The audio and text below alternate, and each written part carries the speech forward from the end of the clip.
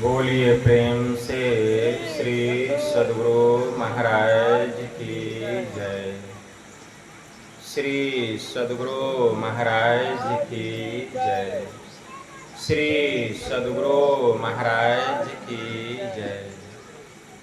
एक बार हम लोग आस्था और विश्वास के साथ बुलंद स्वर में गुरु महाराज का श्री जय घोष करें। श्री सद्गुरु महाराज की जय।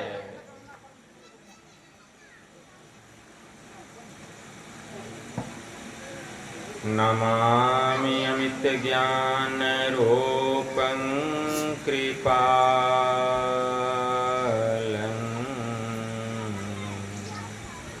अगम बोधदाता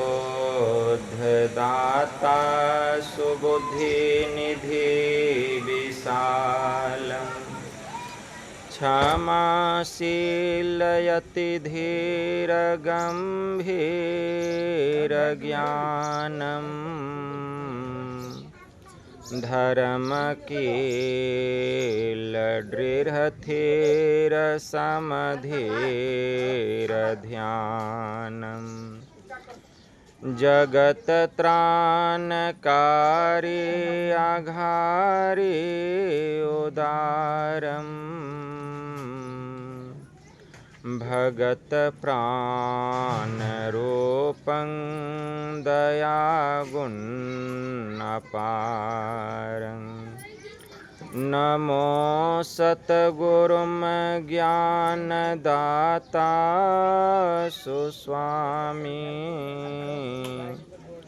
नमामि नमामि नमामि नमामि नमामि नमामि नमामि नमामि। महाराज सद्गुरु है राजन को राजा है जिनकी कृपा से सरै सर्व काजा भने में ही सोई परम गुरु नमामि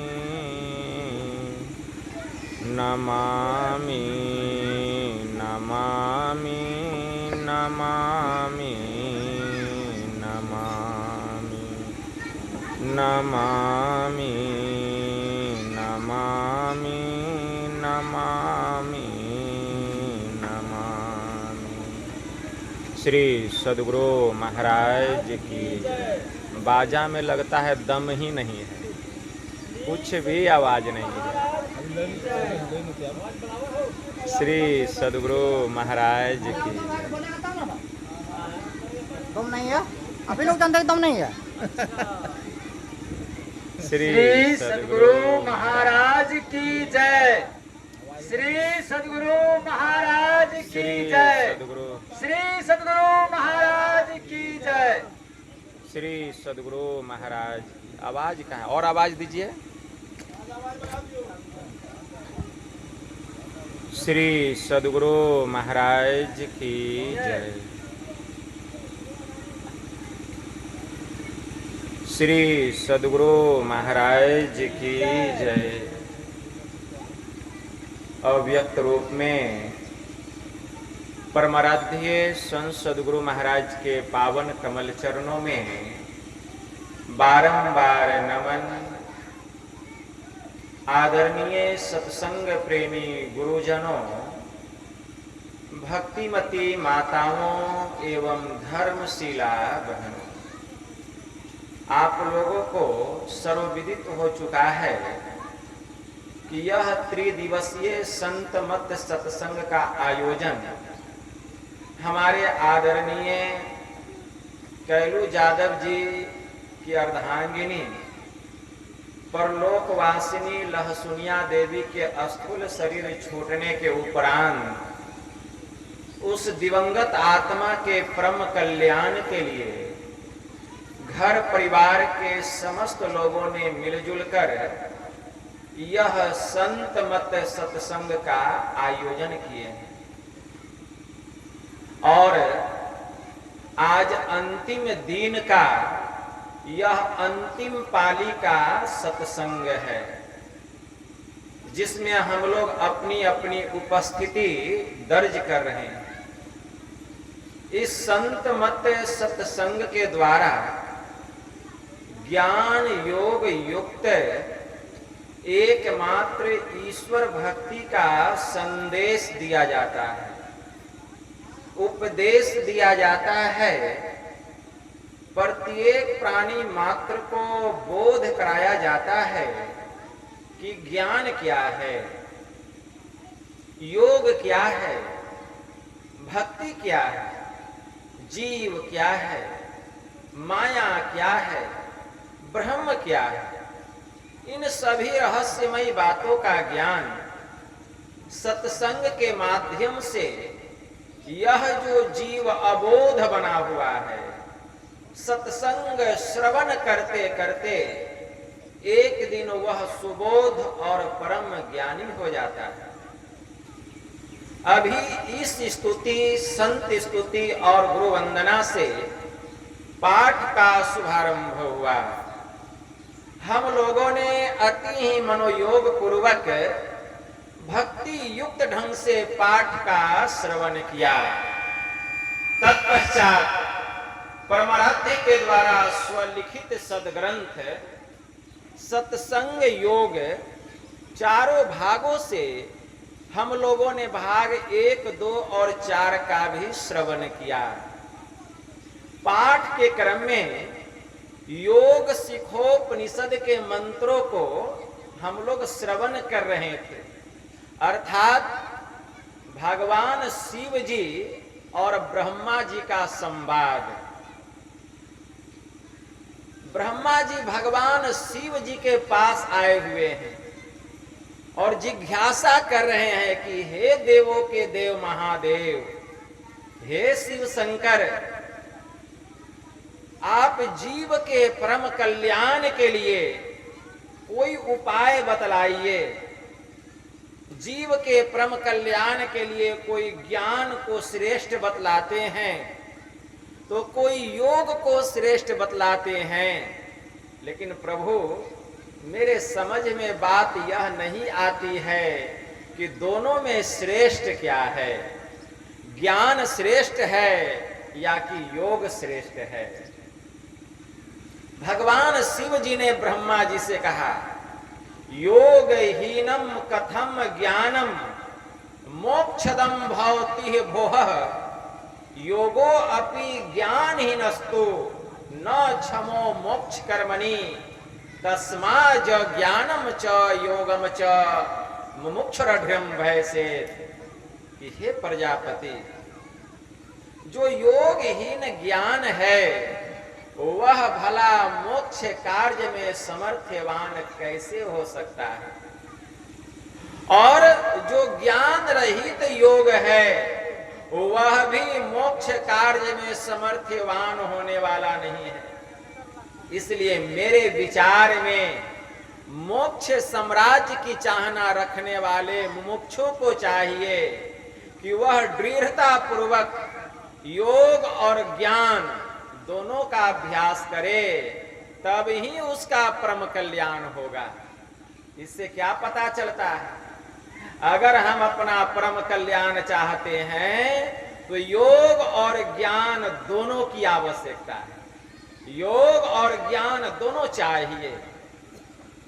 जब तक योग और ज्ञान दोनों को नहीं अपनाएंगे तब तक हमारा परम कल्याण नहीं होगा। आप रहने दीजिए, बैठिए, आप छोड़िए पंखा, रखिए उधर, हटाइए पंखा। श्री सदगुरु महाराज की जय। देखिए, आप लोग ज्ञान की बात को सुनिए, मुझे पंखे की पानी की आवश्यकता नहीं है। आप लोग सुनिए ध्यान से। यह जो है बड़ा शुभ समय है और संजोग से ऐसा समय मिलता है जब ईश्वर की अनुकंपा होती है। इसीलिए उसको व्यर्थ इधर उधर गप करके बर्बाद मत कीजिए, क्योंकि हम जो बोलने लगते हैं मेरा भी ध्यान भटक जाता है और आपका भी ध्यान भटकता है। अभी कितना ध्यान भटक गया पंखा के कारण मेरा। श्री सद्गुरु महाराज की जय। इसलिए मोक्ष साम्राज्य की चाहना रखने वाले मुमुक्षु प्राणी को चाहिए कि वह दृढ़ता पूर्वक योग और ज्ञान दोनों का अभ्यास करे। योग भी चाहिए और ज्ञान भी चाहिए। यही बात, जो बात भगवान शिव जी कह रहे हैं, वही बात भगवान बुद्ध अपने भिक्षुओं को कहते हैं। नथी झानम अपय्यस पय्या, नथी अझायतो यम ही झान अच पय्या, च वे निब्बान संतिके। प्रज्ञा विहीन को ध्यान नहीं होता, ध्यान नहीं करने वाले को ज्ञान नहीं होता। जिसमें ज्ञान और ध्यान दोनों है वही निर्वाण के समीप है। यही बात तो भगवान बुद्ध भी कह रहे हैं। जो बात भगवान शिव जी कह रहे हैं वही बात भगवान बुद्ध कह रहे हैं। तो ज्ञान और योग दोनों की आवश्यकता है। ज्ञान और योग दोनों की आवश्यकता है। अब देखिए, समझना पड़ेगा। ज्ञान का अर्थ होता है जानना और योग का अर्थ होता है मिलना। ज्ञान का अर्थ होता है जानना, ध्यान से सुनिएगा, और योग का अर्थ होता है मिलना। तो ज्ञान का अर्थ होता है जानना, तो किसको जानना, किसको जानना, इसको समझना पड़ेगा। माए बाबू को जानना कि भाई बहन को जानना, किसको जानना, कि पति को पत्नी को जानना, किसको जानना। यहां जानने से तात्पर्य क्या है? एक ईश्वर को जानना, एक ईश्वर को जानना। क्यों? हम सब परमात्मा के अंश हैं और परमात्मा हमारा अंशी है। परमात्मा हमारा अंशी है और हम सब परमात्मा के अंश हैं। गुरु महाराज कहने की कृपा किए, जीवात्मा प्रभु का अंश है, जस अंश नभ को देखिए, घट मठ प्रपंचन जब मिटे नहीं अंश कहना चाहिए। ये प्रकृति द्वय उत्पत्ति लय होवे प्रभु की मौज से, ये अजा अनाद्या स्वयं है, हरगिज न कहना चाहिए। यह जीवात्मा परमात्मा का अंश है और परमात्मा अंशी है। यह जीव आज से इस संसार में नहीं है। जब से यह संसार बना है तब से जीव किसी न किसी शरीर में आकर इस संसार में बसा, लेकिन कभी भी उसको अपने परम पिता का ज्ञान हुआ, परमात्मा की पहचान हुई? क्यों नहीं हुआ? कारण क्या है? तत्वज्ञ गुरु के शरण में वह नहीं गया, तत्वज्ञ गुरु के शरण में नहीं गया। अभी सुन रहे थे संत कबीर साहब 7 प्रकार के गुरु की चर्चा किए और कहें प्रथम गुरु है माता पिता, रज वीर्य के सोई दाता। दूसर गुरु है मन की धाई, गृह वास की बंध छुड़ाई। तीसर गुरु जिन धरिया नामा, ले ले नाम पुकारे गामा। चौथे गुरु जिन शिक्षा दिनहा, जगत व्यवहार सबे तब चिन्हा। पंचम गुरु जिन वैष्णव किन्हा, राम नाम का सुमिरन दिन्हा। छठे गुरु जिन भरमगर तोरा, द्विधा मेटी एक से जोड़ा। और सातम गुरु जिन सत शब्द लखाया, जहां का तत्व तहां समाया। कबीरा 7 गुरु संसार में, असेवन सब संसार। सतगुरु सोई जानिए जो भवजल उतारे पार। संत गुरु ही ऐसे होते हैं जो तत्व का पहचान कराते हैं। इस तत्व को परम तत्व से क्या करते हैं, जोर देते हैं, मिलन कराते हैं, एक संत सदगुरु होते हैं और कोई नहीं है। दुनिया में गुरु बहुत हो सकते हैं लेकिन सतगुरु कोई नहीं हो सकता। और ऐसे जो सतगुरु होते हैं तो हमारे परमराध्य कहते हैं, ऐसे जो सतगुरु होते हैं, गुरु हितु है और गुरु पितु है, और गुरु ही जीव के मितु है, और गुरु सम कोई नहीं दूजा जो जीवों को उद्धारा है। माँ आपका उद्धार नहीं कर सकती है, पिता आपका उद्धार नहीं कर सकते हैं, भाई बहन आपका उद्धार नहीं कर सकते हैं, परिवार रिश्तेदार आपका उद्धार नहीं कर सकते हैं। वो अपना उद्धार किए ही नहीं तो मेरा कहां से उद्धार करेंगे। अगर हमारा उद्धार कोई करेंगे तो एक संत सदगुरु, एक संत सदगुरु, और दूसरा कोई नहीं। जीव उद्धार का पुकार कहा, घट भीतर ही सत्संतों ने। गुरु महाराज की वाणी में आया कि जीव उद्धार का द्वार कहा, द्वार पुकार कहा, घट भीतर ही सत्संतों। जीव के उद्धार का अगर कहीं द्वार है तो वह संतों के पास है, और संतों ने बतलाया वह कहाँ है, तो हम सबके घट के भीतर में है, बाहर में नहीं। इसलिए योग का अर्थ होता है मिलना और ज्ञान का अर्थ होता है जानना। तो ज्ञान किसका, एक परमेश्वर का ज्ञान। तो एक परमेश्वर का ज्ञान जो है कितने तरह से होता है। ज्ञान जो है वह दो तरह से होता है, एक होता है सुनकर और दूसरा होता है पहचान कर।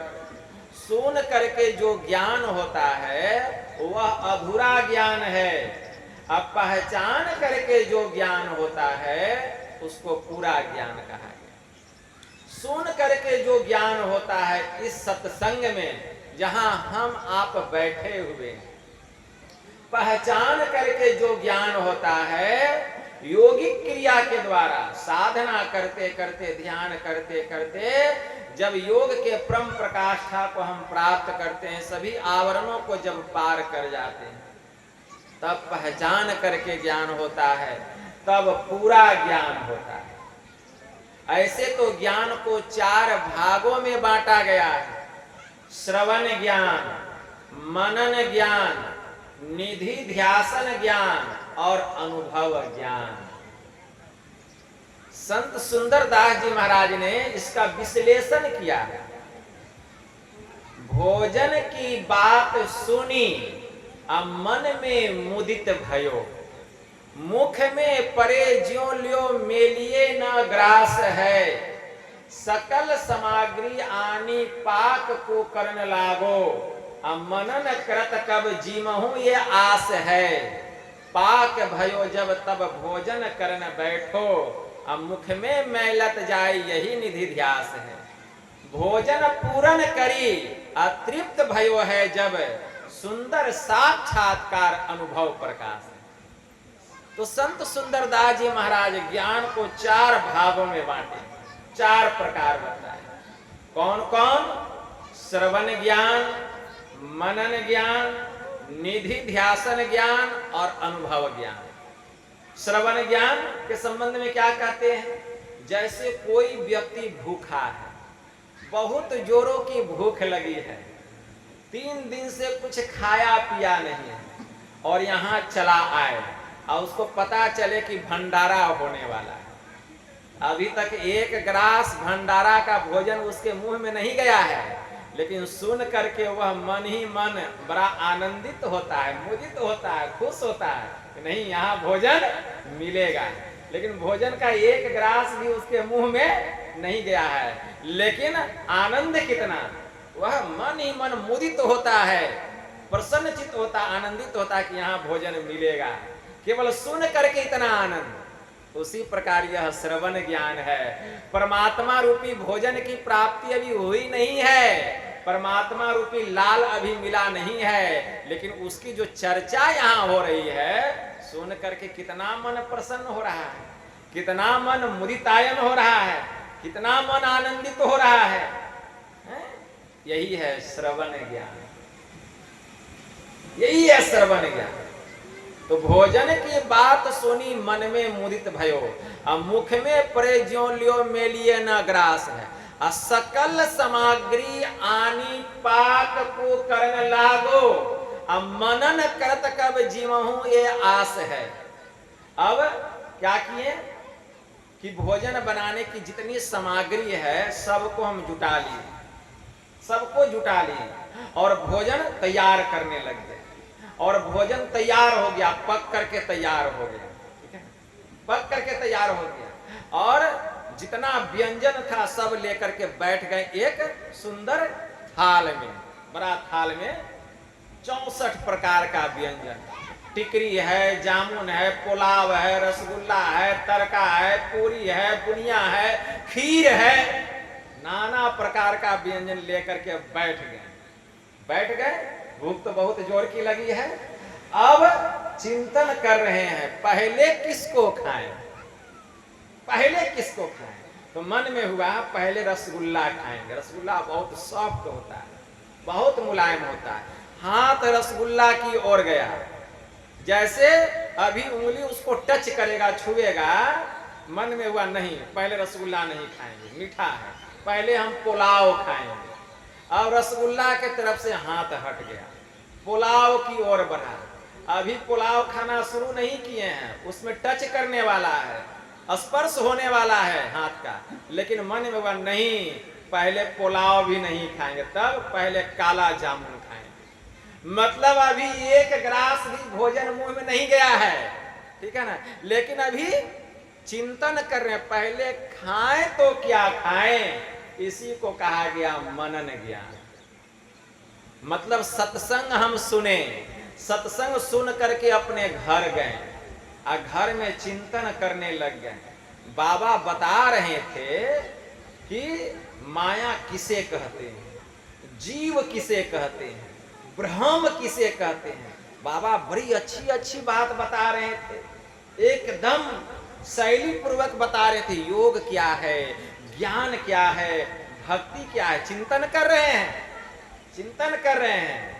लेकिन अभी तक परमात्मा रूपी लाल की प्राप्ति नहीं हुई है, केवल चिंतन ही कर रहे हैं सुनी हुई बातों का। उसी को कहा गया मनन ज्ञान। अब पाक भयो तब भोजन करन बैठो, अब मुख में मेलत जाई यही निधि ध्यास है। अब क्या किए, एक एक ग्रास थाल में से भोजन उठा करके अपने मुंह में डालने लगे। तब पता चला रसगुल्ला का स्वाद कैसा है, पुलाव का स्वाद कैसा है, दाल का स्वाद कैसा है, और पापड़ी का स्वाद कैसा है, काला जामुन का स्वाद कैसा है, पेड़ा का स्वाद कैसा है, बुनिया का स्वाद कैसा है। एक एक गिलास भोजन मुंह में डाले स्वाद का पता चल रहा है। तो यह क्या है, यह क्या है, यही है निधि ध्यासन ज्ञान। पाक भयो जब तब भोजन करन बैठो, अब मुख में मेलत जाए यही निधि ध्यास है। मतलब जब हम घर गए और सुनी हुई बातों का जब चिंतन करने लगे तो क्या हुआ, ज्ञान और बढ़ गया, परिमार्जित हुआ। और अब मन में हुआ कि कुछ समय तक साधना कर लेते हैं, ध्यानाभ्यास कर लेते हैं, आसन लगा के बैठ गए। गुरु की कृपा से जब बैठे तो जप किए, मानस ध्यान किए, बढ़िया से जप हुआ, बढ़िया से मानस ध्यान हुआ, दृष्टि साधन किए, गुरु की कृपा हुई, दृष्टि की दोनों धार जाकर के जुट गई सुषुम्ना में, ज्योतिर्मय बिंदु प्रकट हो गया। सूरत स्थूल शरीर से निकली उस द्वार में प्रवेश की। जैसे द्वार में प्रवेश की, कहाँ गए, सहस्त्रार में गए। सहस्त्रार में जाकर के असंख्य आकाश गंगाओं का दर्शन हुआ। सहस्त्रार में प्रवेश करके सूरत और आगे गई, कहाँ गई, सहस्त्र दल कमल में। सहस्त्र दल कमल में पूर्ण चंद्र प्रभा मंडल का दर्शन हुआ, चंद्रमा का दर्शन हुआ, पूनम का चांद जगमग जगमग कर रहा है। सहस्त्र दल कमल में नाना प्रकार के प्रकाश को, पंच मंडलों के प्रकाश को देख रहे हैं। चंद्र प्रभा मंडल का प्रकाश, नक्षत्र मंडल का प्रकाश, ज्योति मंडल का प्रकाश, विद्युत मंडल का प्रकाश, दीप शिखावत मंडल का प्रकाश। नाना प्रकार की अनुभूतियां हो रही है, नाना प्रकार के शब्द सुनाई दे रहे हैं। यही है निधि ध्यासन ज्ञान। मतलब एक एक ग्रास उठा करके जो हम भोजन कर रहे हैं तो उसका जो स्वाद मिल रहा है, वही साधना के क्रम में जो जो दृश्य सामने आ रहा है उसका स्वाद मिल रहा है। कितना आनंद आ रहा है। यह है निधि ध्यासन ज्ञान। क्या हुआ जी?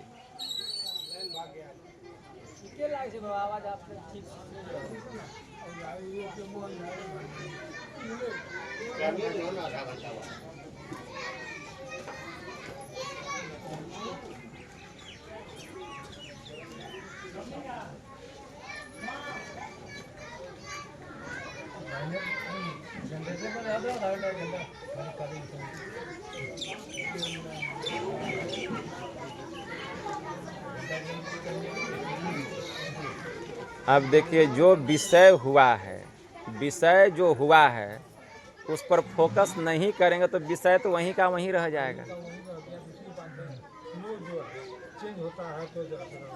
और रुकता है, बजता है, रुकता है तो तार भी टूटता है।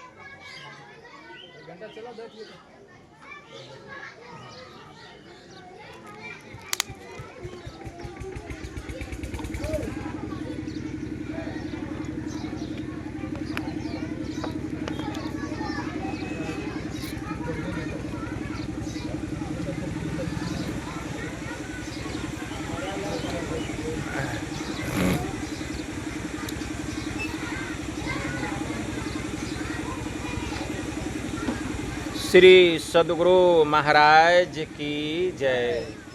श्री सद्गुरु महाराज की जय।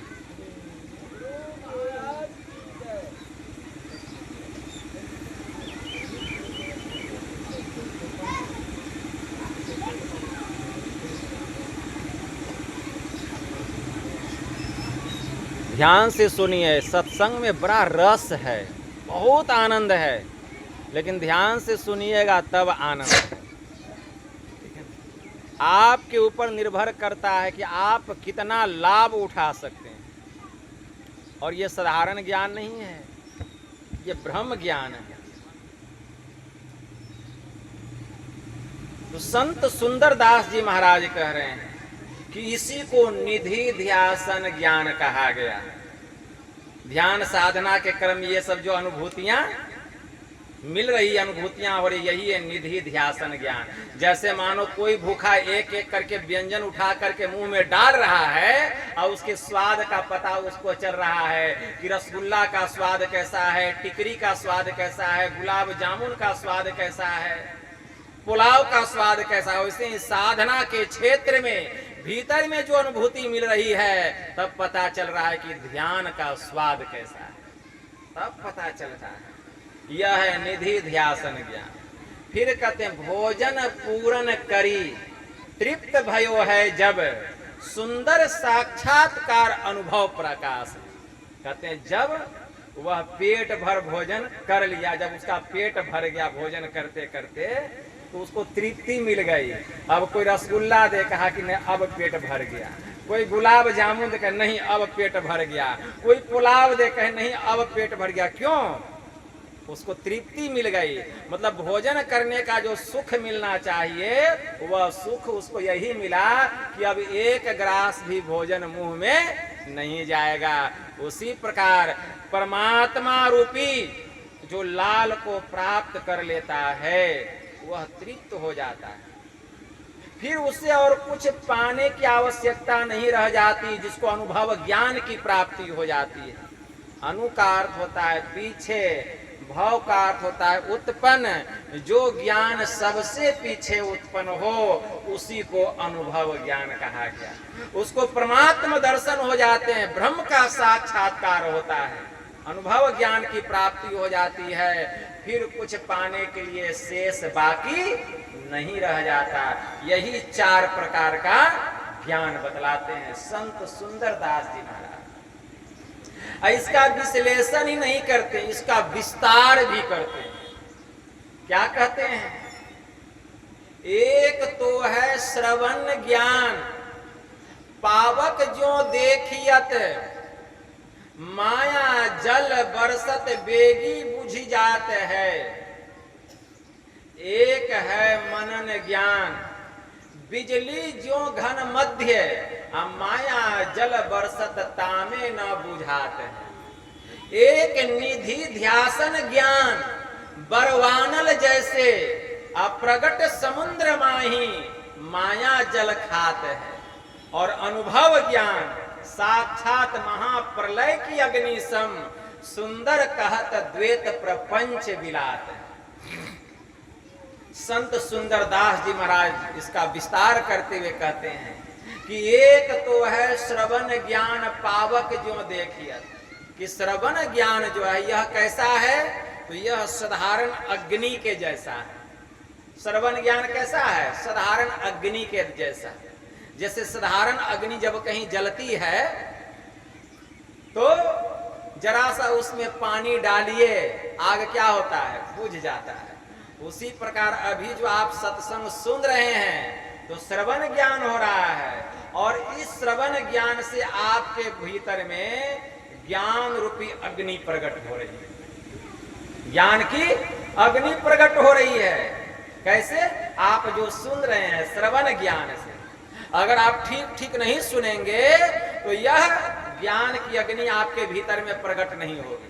तो अभी आपके भीतर में ज्ञान रूपी अग्नि प्रकट हो रही है। यह ज्ञान रूपी अग्नि कब तक? जब तक आप यहाँ बैठे हैं तभी तक। जैसे सत्संग समाप्त हुआ, सत्संग पंडाल से बाहर निकलेंगे तो बाहर में विषय रूपी जल की वर्षा हो रही है। बाहर में विषय रूपी जल की वर्षा हो रही है। जैसे यह वर्षा पड़ा, मतलब जैसे मन रूप रस गंध स्पर्श और शब्द में जैसे समाया, यह जल की जैसे वर्षा हुई विषय रूपी जल की, यह अग्नि तत्क्षण बुझ जाएगी। बस उसी तरह है यह श्रवण ज्ञान। माया जल परसत बेगी बुझ जाते हैं, यह बुझ जाता है।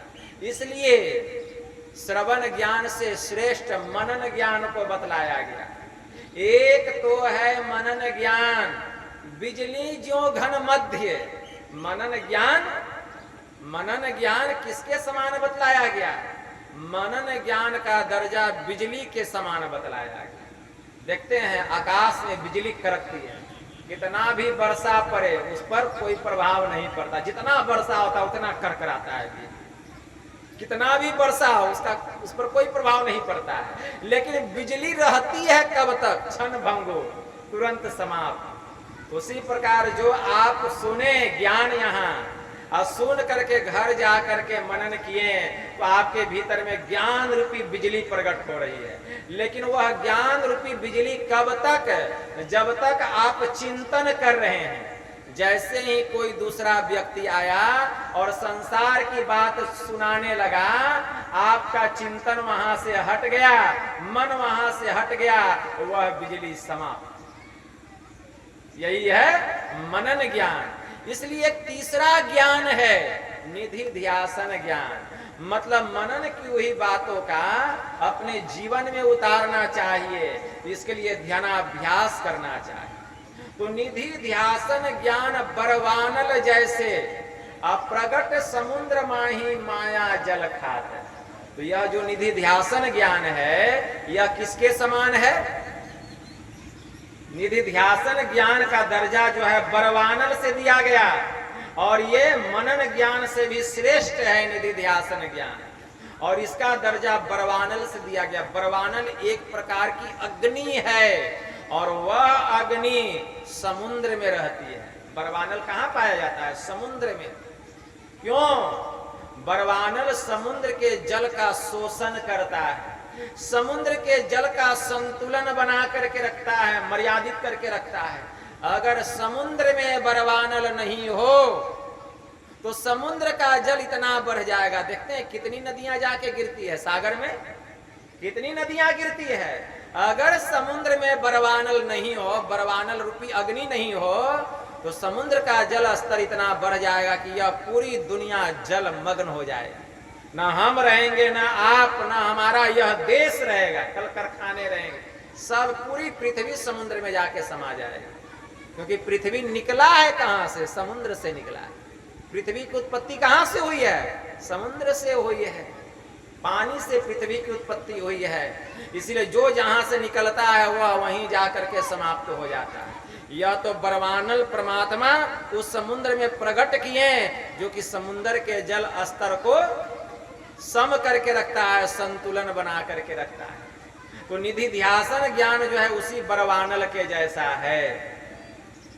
बरवानल के जैसा मतलब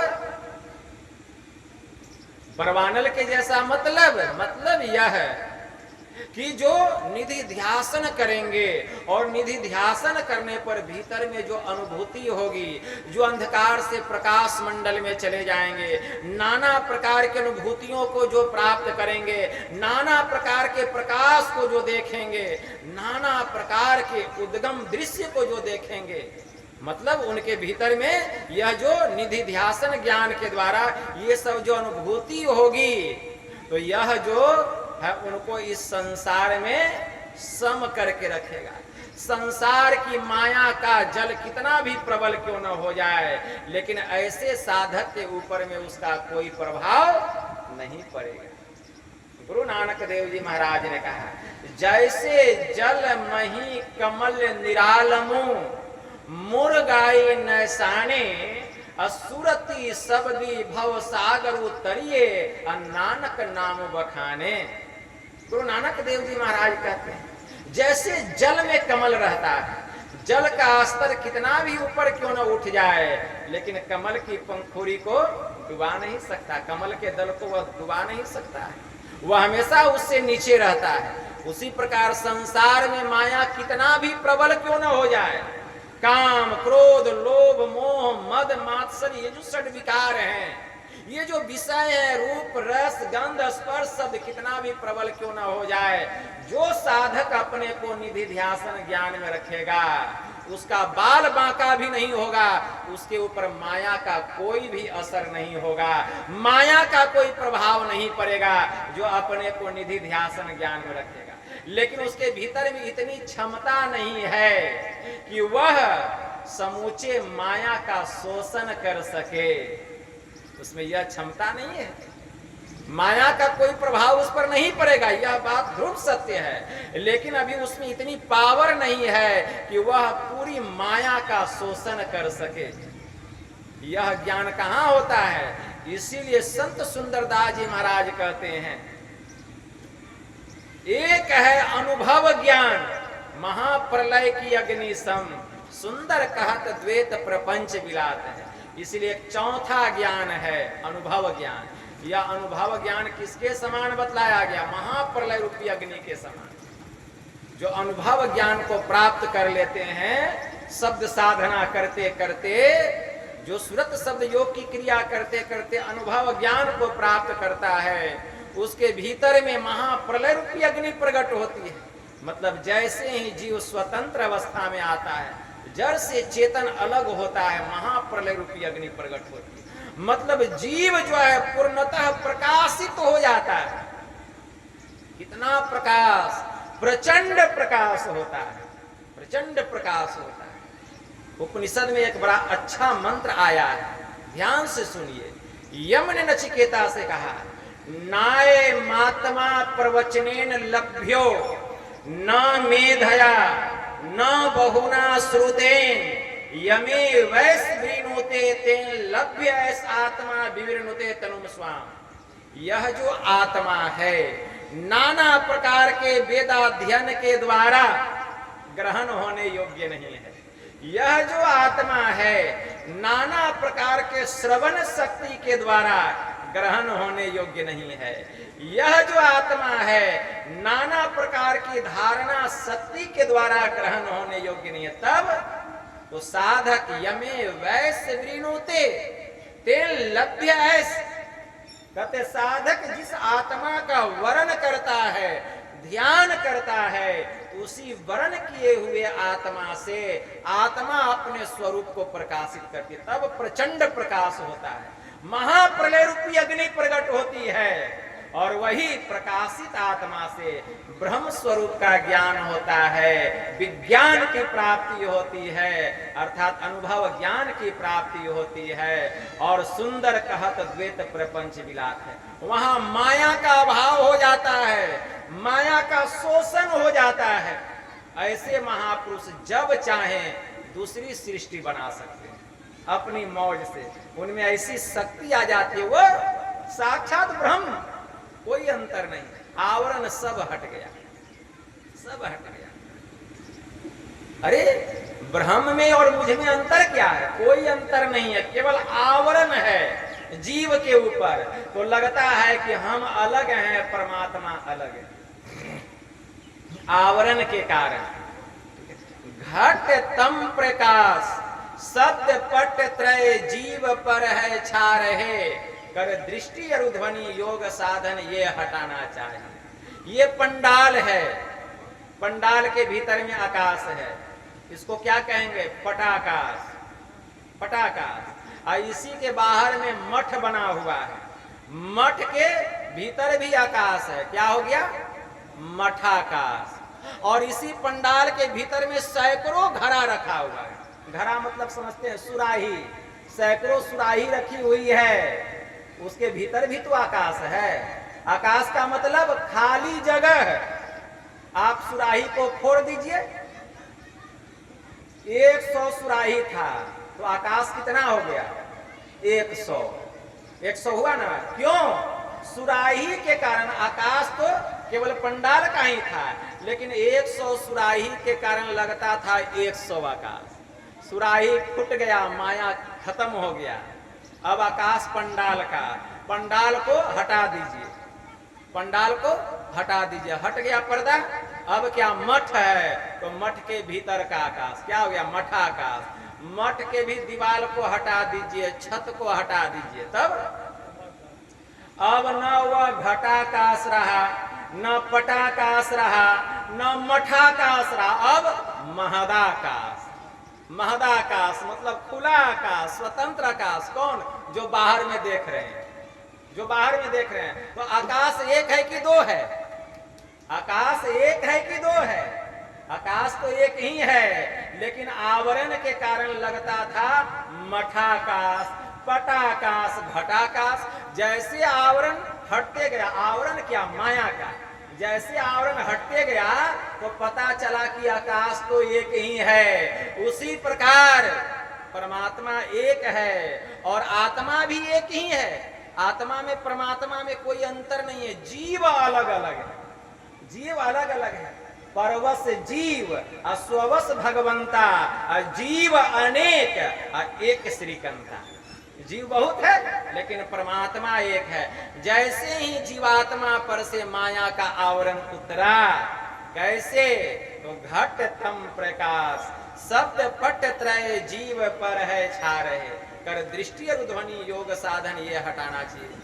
दृष्टि साधना और शब्द साधना के द्वारा जब जीव के ऊपर जो अंधकार का, प्रकाश का और शब्द का जो आवरण है, जैसे ये आवरण हटा तो हम तो ब्रह्म थे ही, केवल आवरण हटा। जो हम है वही अभी हम है। संत कबीर साहब ने कहा तब हम ऐसे, अब हम ऐसे, यही जन्म का लाहा, जो जल में जल पैठन निकसे, ढूंढी फिरे यो जोला। पहले जैसे थे वैसे अभी भी हो जाइए। अरे जैसे हम पहले थे वैसे अभी हो जाए। आवरण को उतार लीजिए। कैसे? योगिक क्रिया के द्वारा। कर दृष्टि और ध्वनि योग साधन ये हटाना चाहिए, तब इनके हटे माया हटेगी, अब प्रभु से होगी एकता, अब फिर द्वैतता नहीं कुछ रहेगी, अस मनन दृढ़ चाहिए। इसके लिए पाखंड और अहंकार तजी, निष्कपट हो और दीन हो, सब कुछ समर्पण कर गुरु की सेवा करनी चाहिए। इसलिए कोई अगर आपसे पूछ दे कि भक्ति किसको कहते हैं, अभी सुन रहे ना, यही चर्चा रही है, ज्ञान योग और भक्ति, इसी विषय पर मैं कह रहा हूं। अगर कोई आपसे पूछे कि भक्ति किसको कहते हैं, तो भगवान श्री राम ने तो माता सबरी को 9 प्रकार की भक्ति बतलाई, लेकिन वास्तव में भक्ति है क्या? वास्तव में क्या है? तो हमारे परमाराध्य सिद्धांत में लिखते हैं कि भक्ति क्या है। जीवात्मा के ऊपर त्रयमायिक आवरण है, त्रयमायिक आवरण, अंधकार का, प्रकाश का और शब्द का। जिस क्रिया विशेष विधि के द्वारा यह जीवात्मा त्रैमायिक आवरणों को पार करके अपने अंशी परमात्मा में जा करके मिल जाए, उसी क्रिया विशेष विधि को परमेश्वर की भक्ति कहा गया। फिर से सुनिए, कोई पूछे कि भक्ति किसे कहते हैं, भक्ति किसे कहते हैं, तो जीवात्मा के ऊपर में त्रैमायिक आवरण है। क्या का? अंधकार का, प्रकाश का और शब्द का। तो जिस क्रिया विशेष विधि के द्वारा जीव पर से ये त्रैमायिक आवरण हट जाए, जीवात्मा इन त्रैमायिक आवरणों को पार करके अपने अंशी में जाकर के समा जाए, उसी क्रिया विशेष विधि को परमात्मा की भक्ति कहा गया। और वह क्रिया विशेष विधि क्या है? तो हमारे परमाराध्य ने सिद्धांत में कहा है, मानस जप, मानस ध्यान, दृष्टि साधन और सुरत शब्द योग द्वारा सर्वेश्वर की भक्ति करके अंधकार, प्रकाश और शब्द के प्राकृतिक तीनों पर्दों से पार जाना और सर्वेश्वर से एकता का ज्ञान प्राप्त करके मोक्ष पा लेने का मनुष्य मात्र अधिकारी है। यही परमेश्वर की भक्ति। और बाकी जितने साधन हैं वे भक्ति के साधन नहीं, वे भोग के साधन हैं। यही भक्ति का साधन है। इसीलिए हमारे परमाराध्य ने कहा, जीवात्मा प्रभु का अंश है, जस अंश नभ को देखिए, अघट मठ प्रपंचन जब मिटे नहीं अंश कहना चाहिए। ईश्वर अंश जीव अविनाशी, अचेतन अमल सहज सुख राशि। तब देखिए हम सुख के घर में चले जाएंगे, जहां से हम आए थे वहीं चले जाएं। इसी का नाम है ज्ञान, इसी को ज्ञान कहा गया। तो ज्ञान हुआ। अब योग का अर्थ होता है मिलना। तो पहले समझना पड़ेगा कि हम बिछड़े किससे हैं। योग को समझने के पहले वियोग को समझना पड़ेगा। योग को समझने के पहले वियोग को समझना पड़ेगा कि हमारा वियोग किससे हो गया है, हम किससे बिछड़े हुए हैं। तो हम परमात्मा से बिछुड़ गए, हमारा परमात्मा से वियोग हो गया।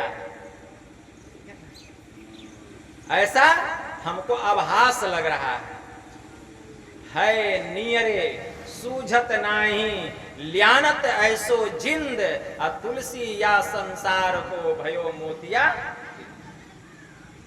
वह परमात्मा तो हमारे सबसे निकट है, लेकिन दिखाई दे रहा है नहीं। कारण क्या है? जब किसी को मोतिया बिंद की बीमारी हो जाती है आंख में, तो उसको नजदीक का वस्तु सूझता नहीं है। क्यों?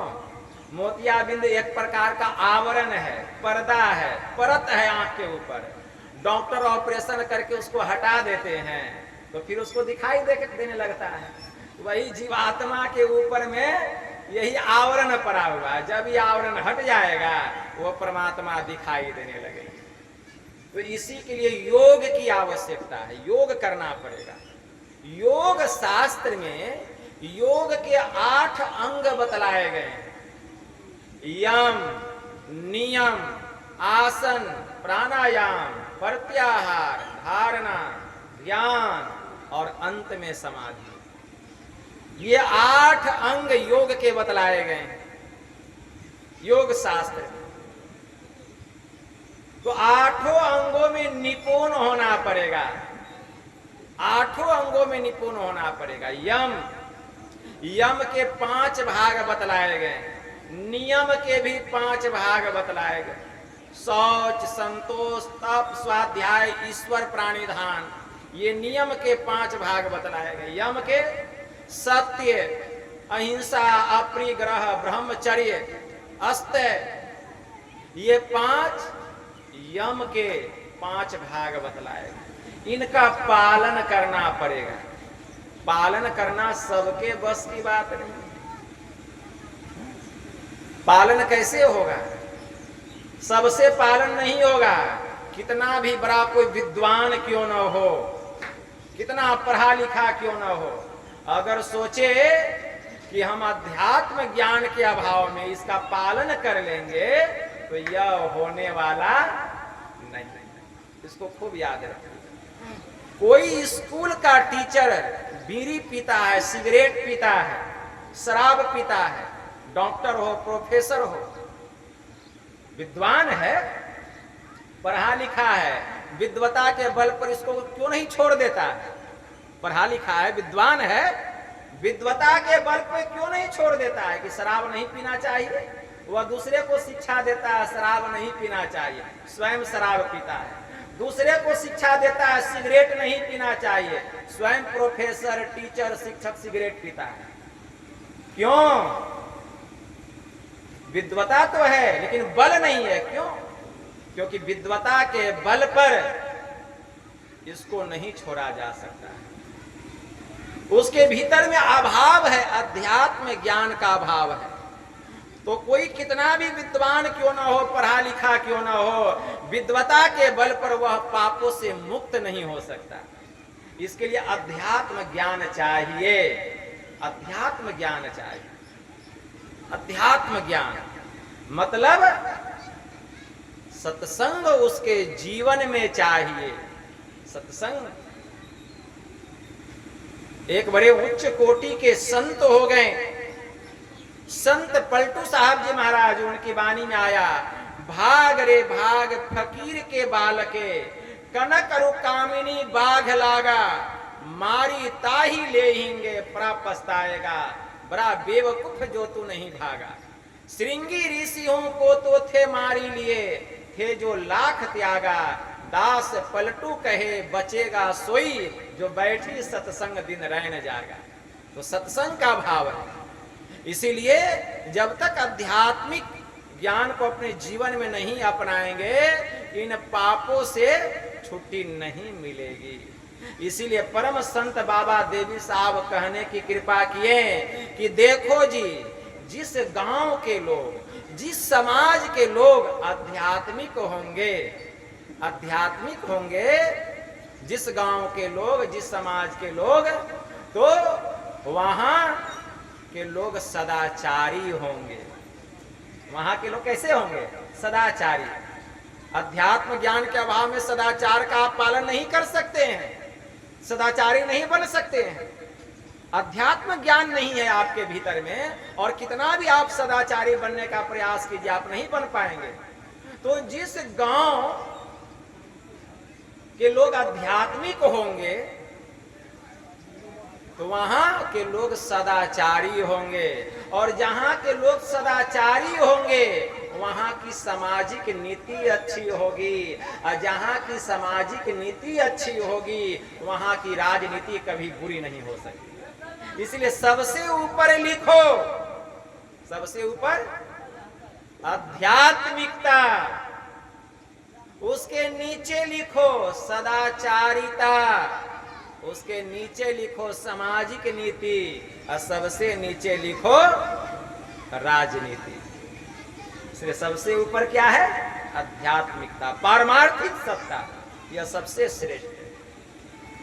जहां अध्यात्म ज्ञान का जैसे अभाव हुआ, हम आगे नहीं बढ़ सकते। सदाचार, या यूं कहे कि अध्यात्म ज्ञान में मतलब ईश्वर की भक्ति में और सदाचार में कीव और यू के जैसा संबंध है। जैसे कीव से कोई यू को अलग नहीं कर सकता, वैसे ही ईश्वर की भक्ति से कोई सदाचार को अलग नहीं कर सकता। मतलब जहां ईश्वर की भक्ति रहेगी वहां सदाचार रहेगा, और जो सदाचारी होगा वह ईश्वर का भक्त होगा। तो इसीलिए योग में यम नियम का पालन करना पड़ता है। तो बहुत लंबा विषय है। अब यम के बारे में, नियम के बारे में, आसन, प्राणायाम, प्रत्याहार, धारणा, ध्यान, समाधि, समय बहुत लगेगा। तो समय को देखते हुए काम करना चाहिए। और देखिए हमारे संत मत में एक नियम है। वह नियम क्या है कि सुबह का सत्संग समय पर समाप्त होना चाहिए, शाम अपराह्न का सत्संग समय पर समाप्त होना चाहिए। सुबह में अगर हम 6 बजे से सत्संग प्रारंभ करते हैं तो 9 साढ़े 9 बजते बजते समाप्त हो जाना चाहिए। अगर 7 बजे शुरू किए तो 10 बजते बजते समाप्त हो जाना चाहिए। खूब तो 10:30 11 बहुत हो गया, बहुत हो गया। अपराह्न का सत्संग 3 बजे शुरू हो 5:30 बजते बजते खत्म हो जाना चाहिए, क्योंकि फिर संध्या भी तो करना है, ध्यानाभ्यास भी तो करना है, त्रैकाल संध्या। परम संत बाबा देवी साहब कहने की कृपा किए कि सत्संग बाहरी किसको कहते हैं? जिसमें आंतरिक रहस्य का सद्गुरु उपदेश करते हैं। और सत्संग आंतरिक उसे कहते हैं जिसमें जीव ब्रह्म पार ब्रह्म कुल अनाम के रहस्य का पता चलता है। अब ये कैसा सत्संग है कि भीतरे का सत्संग छूट गया। तो इसलिए समय पर सत्संग शुरू होना चाहिए, समय पर सत्संग समाप्त होना चाहिए। यह नहीं कि भेड़िया धसानी, नाच गान थोड़ी हो रहा है, सिनेमा सर्कस थोड़ी चल रहा है कि हो रहा है रात तक 8 बज रहा है, 9 बज रहा है, 10 बज रहा है। यह सिद्धांत के प्रतिकूल है, नियम के प्रतिकूल है। इसीलिए सिद्धांत को देखते हुए, नियम को देखते हुए काम करना चाहिए। तो अपराह्न का सत्संग 2 बजे भजन कीर्तन से प्रारंभ होगा, अपराह्न में नहीं होगा। अब सत्संग अब ये समाप्त हो गया, तो अब विसर्जन का समय आ गया। तो यही थोड़ा सा हम आप लोगों की सेवा में कहें। बस इतना ही कहकर गुरु महाराज के श्री चरणों में प्रेम पुष्प समर्पित करते हुए मैं अपनी वाणी को विराम देता हूँ। और हमारे श्रद्धेय देवानंद जी जो इतना विशाल सत्संग रूपी ज्ञान यज्ञ किए, इनके आदरणीय पूज्य पिता श्री कलानंद यादव जी, कैलू यादव जी, घर परिवार के समस्त लोगों ने परलोकवासिनी माता श्री लसुनिया देवी के स्थूल शरीर छूटने के उपरांत जो इतना बड़ा विशाल यज्ञ हुआ, और संजोग से इनको गुरु दीक्षा मैंने ही दिया है, भजन भेद इनको मैंने ही दिया है। हमसे ही यह दीक्षा ग्रहण की थी जब हम यहाँ आए थे। और संजोग देखिए हम ही आकर यहाँ सत्संग भी कर रहे हैं। कारण क्या है? एक बार बीच में हम आए थे 17-18 में, तो हमको कही थी बाबा सत्संग आदि के करी दियो, हमारा शरीर छुट्टी जेते। तो हम कहे थे कि माता जी अगर वैसा संजोग गुरु महाराज दिए तो अवश्य आकर के करेंगे। और ऐसा संजोग हुआ, दीक्षा माता जी को मेरे माध्यम से मिला। देखिए दीक्षा कोई दे, गुरु एक होते हैं, महर्षि में ही परमहंस जी महाराज। हम लोग गुरु नहीं हैं, माध्यम है, हमारे माध्यम से उनको ब्रह्म ज्ञान मिला, लेकिन गुरु एक महर्षि में ही परमहंस महाराज। मतलब वह गुरु महाराज की शिष्या है, वह मेरी या आपकी शिष्या नहीं है, वह एक गुरु महाराज की शिष्या है। क्योंकि गुरु महाराज का ही खजाना हम उनके झोली में डाले, ठीक है ना। तो ऐसे दिवंगत आत्मा के परम कल्याण के लिए हम गुरु महाराज से प्रार्थना करते हैं कि हे परमपिता परमात्मा, आप ऐसे पवित्र आत्मा को आप अपने शरण में शरणागत करें और पुनः उनको मनुष्य का शरीर दें कि जहाँ से उनकी भक्ति छूटी हुई है वहाँ से वह अपनी भक्ति प्रारंभ करें। बोलिए प्रेम से श्री सद्गुरु महाराज की। गजब बात। क्या हुआ जी माइक में? क्या जरूरत है अगर चलिए रहा जनरेटर पर? तो श्री सद्गुरु महाराज की जय। इतना खर्च कर रहे हैं आप लोग, अब 50-100 रुपया इतना देखते हैं कि अब अंतिम हो रहा है, ये भी देखना चाहिए कि अब विराम हो रहा है। श्री सद्गुरु महाराज की जय। चलिए विजय कीजिए।